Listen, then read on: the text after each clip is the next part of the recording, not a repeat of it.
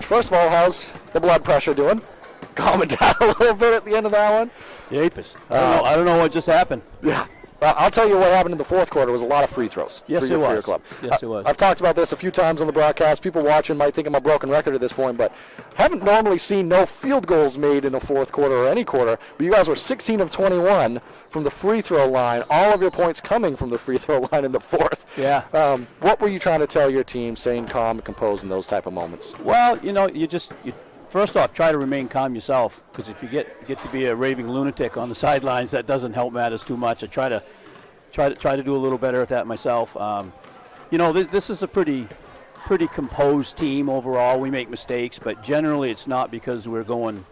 Generally, if we make mistakes, because we're going too fast, and so we just talk about slowing the game down. Slowing the game down, and they're going to come after us. We don't need to go after them. They're going to come after us, and we get the benefit of some fouls in the end. We're a good free throw shooting team. I think we've led the conference all year in free throw shooting. I never should have said that. Plenty of wood to knock on all around us here, Coach. We've been between 71 and 75% from the free throw line all year long. So and we've got some experience up back that can make free throws when it matters. Late in the fourth quarter, and worked out today. It did indeed, and that is a very tough and physical and well-coached, well-prepared basketball team on the other side of George Stevens Academy. They threw some different looks at you, especially defensively. Yeah. What were some of the adjustments that you were trying to make with your club throughout this ball game, kind of countering all the adjustments they made? Well, be honest with you, we only ran one other set, one possession, and I think we turned the ball over against something. We didn't change a whole lot as far as scheme, but we changed a little bit as far as patience. Early on, Scott got us off to a great start. I think he had 20 points in the first half, just on fire.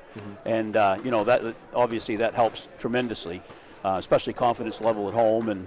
And Brady, I didn't even realize it had quite a third quarter. He had 12 in the third. Yeah, and when those two are both playing at that level, we can play with a lot of teams. Yep, 22 for Brady on the game, 28 for Scott, combining for 50 in this one. So, and you're starting five. Obviously, it's been said plenty of times at this point, they play a lot. They're going to play the ball game.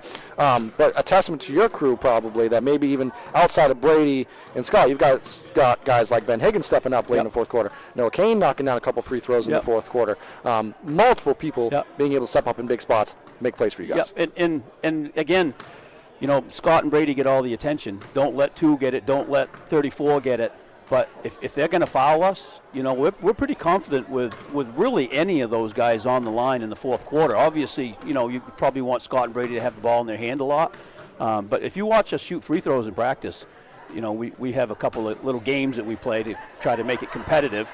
And it's pretty competitive every day. They're a good free throw shooting team. And it showed today, Coach. A win like this, you guys were coming into this one, you're number 10.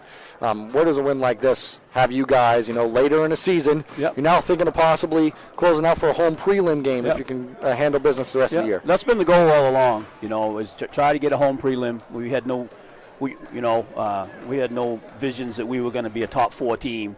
Not really. I mean, you'd like to say that, but let's be real, with the numbers we have and everything. But, get a home prelim, get somebody here. We're pretty comfortable in this gym. We shoot pretty well in this gym, and roll the dice, see what happens. And shot well you did in this one. Coach, congratulations on it. Welcome back here now, joined by the man of the first half, Scott Chadbourne, also the man from the free throw line. Lots of things to possibly talk about in that one, but let's start at the end there.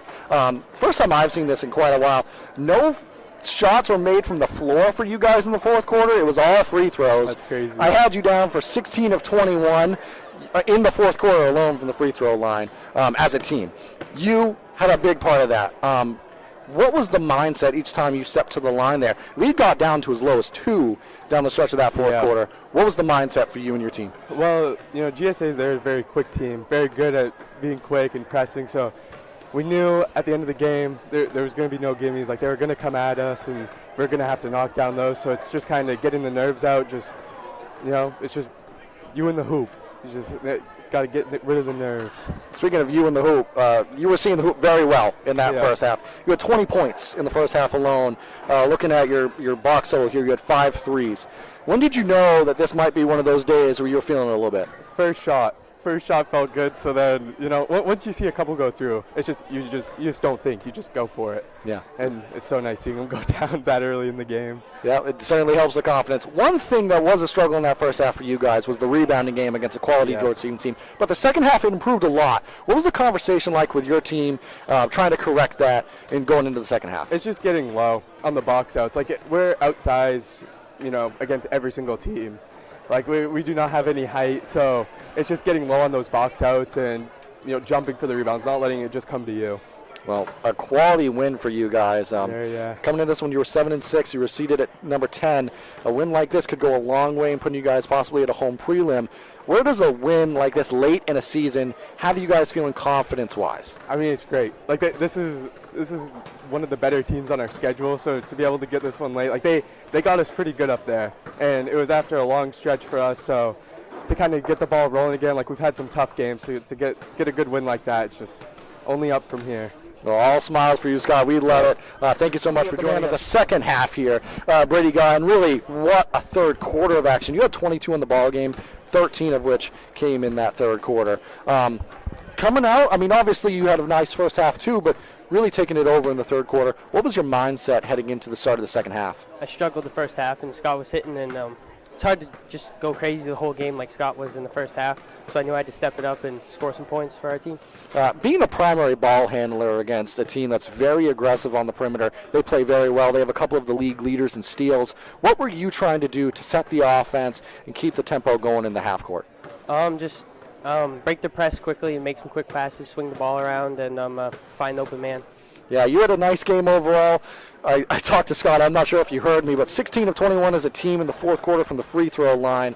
What was the conversations like with your team, trying to keep everybody composed and understanding that you had to knock down some free throws down the stretch here? We had a couple games where we struggled shooting free throws in the end of the game, so we've really started practicing free throws a lot more in practices, and it's shown. It's helped us a lot, so keep shooting free throws like that. When you're leading in a game in this one, you're up by as many as 16 at one point, and then with around a minute left in the game, it's down to 2. What are you talking about on the sideline, trying to stay composed and calm in those type of moments? Just play our game, just swing the ball around, don't force anything, good passes, just take care of the ball. I asked Scott this question, I'll ask you. A win like this against a team that got you before, one of the top teams, been the top 4 in GSA in the class, where does a win like this have you guys feeling late in the year, momentum and confidence-wise? It's huge. I mean, they beat us by quite a bit up there, and went on a stretch, didn't win very many games, started out hot really early, and kind of slowed down, but confidence going back up, which is good. You always need that. Well, you certainly had the hot hand in this one. 22 for you, 28 for Scott. You guys combined for 50. Just a great ball game out of you guys. Are we going to grab Coach?